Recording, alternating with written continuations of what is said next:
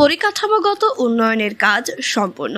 বর্ষাকালে চালু হয়ে যাবে বহু প্রতীক্ষিত দীঘার সমুদ্রে প্রমোদ তরীর যাত্রা। বছরের এমন কোনো দিন নেই যেদিন দীঘায় পর্যটকদের ভিড় জমে না। প্রতিদিনই দূর দূরান্ত থেকে হাজার হাজার পর্যটক দীঘার সমুদ্র সৈকতে এসে ভিড় জমান। মূলত কলকাতা থেকে কাছে এবং যোগাযোগ ব্যবস্থা অনেক ভালো হওয়ার কারণে পর্যটকদের এই সমুদ্র সৈকতে যাতায়াতের অনেক সুবিধা রয়েছে। সেই সুবিধার কারণেই এত সংখ্যক পর্যটকদের ভিড় দেখা যায় দীঘায়।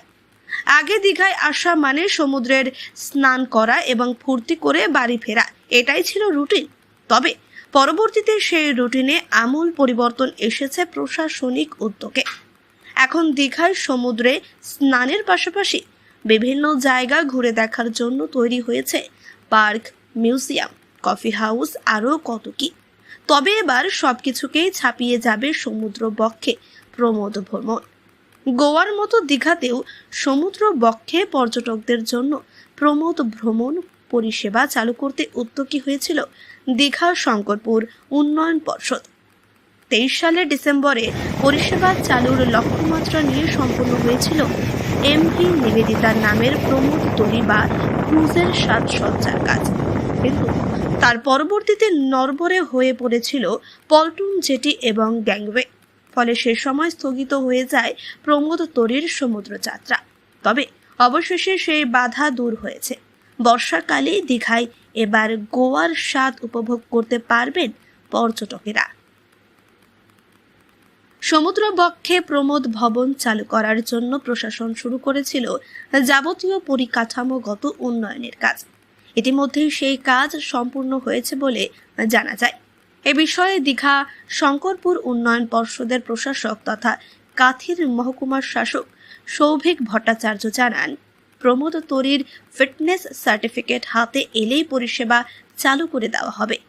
আগামী জুলাইয়ে পর্যটকদের নিয়ে প্রমোদ তরী সাগর সফর শুরু করবে বলে আশা করছি আমরা। প্রশাসন সূত্রে জানা যায়, সূর্যোদয় থেকে সূর্যাস্ত পর্যন্ত সমুদ্রের অ্যাডভেঞ্চার আর বিনোদন উপভোগে গান বাজনা সহ দারুণ সব ব্যবস্থা থাকছে সম্পূর্ণ বাতানুকূল এই প্রমোদ তরীটিতে। মোট 2টি ডেক রয়েছে। যাত্রীদের বসার জন্য আছে 80টি আসন।